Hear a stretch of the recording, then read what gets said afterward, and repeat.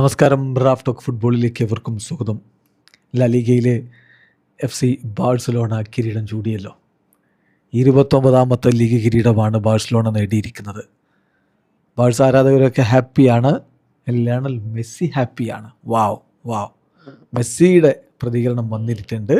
Champions long life Barca എന്നാണ് അദ്ദേഹം പ്രതികരിച്ചിരിക്കുന്നത്. തൻ്റെ സോഷ്യൽ മീഡിയ പ്ലാറ്റ്ഫോമുകളിലൊക്കെ വളരെ അഭിമാനത്തോടുകൂടി ലിയോ മെസ്സി FC ബാഴ്സലോണയുടെ ടീം അംഗങ്ങളും ഹൻസി ഫ്ലിക്കും ഒക്കെ ഉൾക്കൊള്ളുന്ന ചിത്രം സ്റ്റാറ്റസാക്കി വെച്ചിട്ടുമുണ്ട്.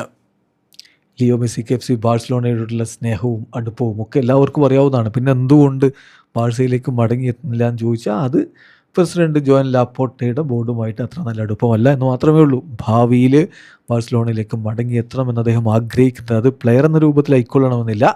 മറ്റ് പൊസിഷനുകളിൽ നമുക്ക് ലിയോ മെസ്സി അധികം വൈകാതെ അവിടെ കാണാൻ കഴിഞ്ഞേക്കും. അതുപോലെ തന്നെ മുൻ താരങ്ങളൊക്കെ ആവേശത്തിലാണ്. Carlos Puyol celebrating life and ലാ ലീഗ എന്ന് പറഞ്ഞുകൊണ്ടാണ് ഒരു ആവേശം പങ്കുവച്ചത്. അദ്ദേഹം തൻ്റെ ചിത്രം പങ്കുവെച്ചുകൊണ്ട് അത് കുറിക്കുകയുണ്ടായി. പെപ് ഗാർഡിയോള മുൻ ബാഴ്സ താരം, മുൻ ബാഴ്സ കോച്ച്, ഇപ്പോൾ മാഞ്ചസ്റ്റർ സിറ്റിയുടെ കോച്ചാണ്. പക്ഷേ താനെപ്പോഴും കൂലയാണെന്ന് അദ്ദേഹം വളരെ കൃത്യമായിട്ട് പറയുന്നതാണ്.